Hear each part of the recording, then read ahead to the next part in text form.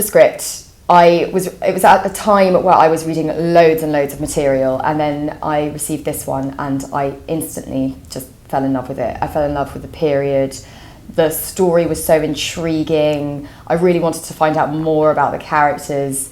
It just hooked me in instantly, and I really wanted to play Jean. I just thought she was a really meaty character. Pretty much the same for me. I mean, you know, without a decent script, there's no point turning up.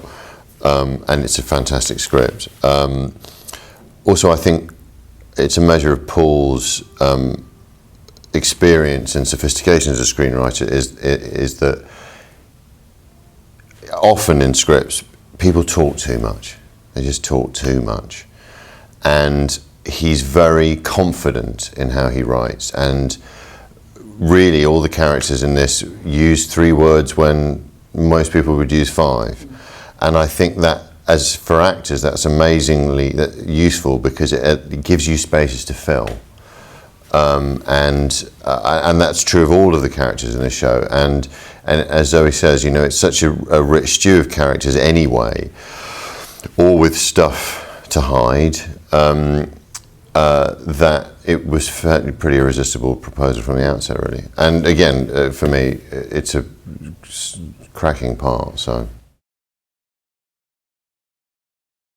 Otto is, superficially speaking, the senior consultant in a teaching hospital, in the obstetric wing of a teaching hospital in London in 1961.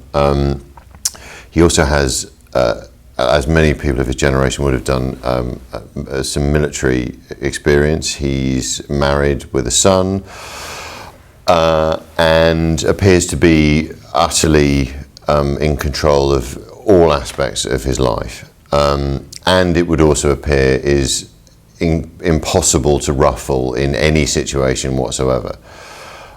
Of course, you know, that belies a reality beneath the surface in terms of the bedrock upon which his domestic life is built. He has a lot of plates spinning.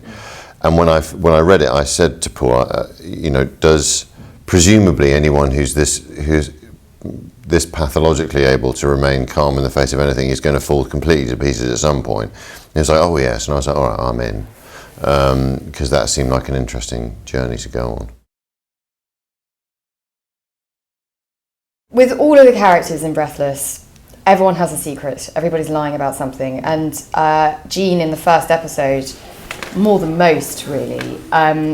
She goes through quite a trajectory, and mainly what she does is she uses her sexuality to sort of up herself in the world, and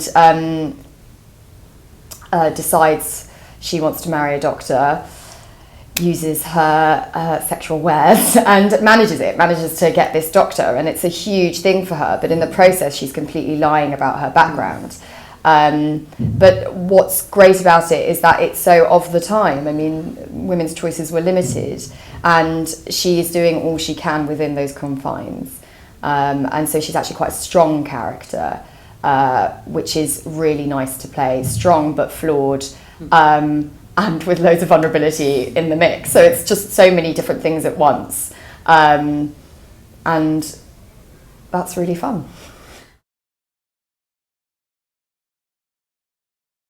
I think in some ways, for me anyway, slightly the opposite, if I'm completely honest. Clothing really helps. It does an awful lot of work, and it's not just in terms of what it makes you look like, in terms of how you hold yourself and just how you sort of present to the world. And in a funny sort of a way, and it's certainly the case with our show, you know, if your costume designers have got it right, an awful lot is taken care of up front, to be honest. And in some ways, you know, wearing a comfortable contemporary clothing in a setting that you're already extremely familiar with can be it can be harder to sort of delineate yourself in certain ways. So for me, no, I would say the opposite. There's sort of a protocol of behaviour that we were sort of made quite aware of at the start, that it's a more mannered sort of interaction And once you sort of learn those rules, it's quite nice to play with them in your performance.